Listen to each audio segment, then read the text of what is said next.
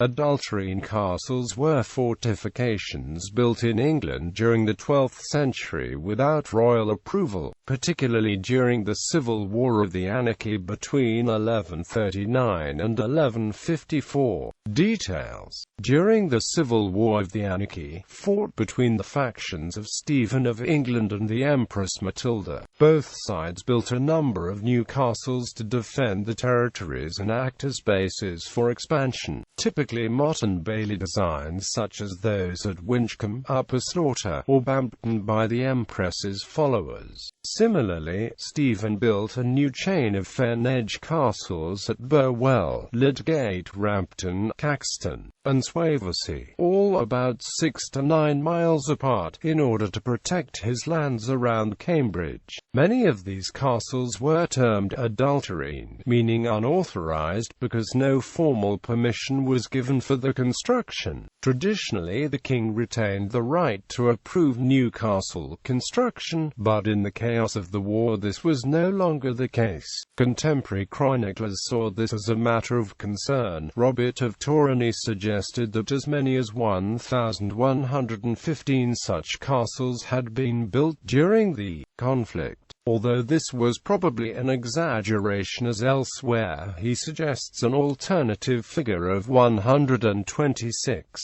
Matilda's son Henry II assumed the throne at the end of the war and immediately announced his intention to eliminate the adulterine castles that had sprung up during the war, but it is unclear how successful this effort was. Robert of Torigny recorded that 375 were destroyed, without giving the details behind the figure. Recent studies of selected regions have suggested that fewer castles were probably destroyed than once thought, and that many may simply have been abandoned at the end of the conflict.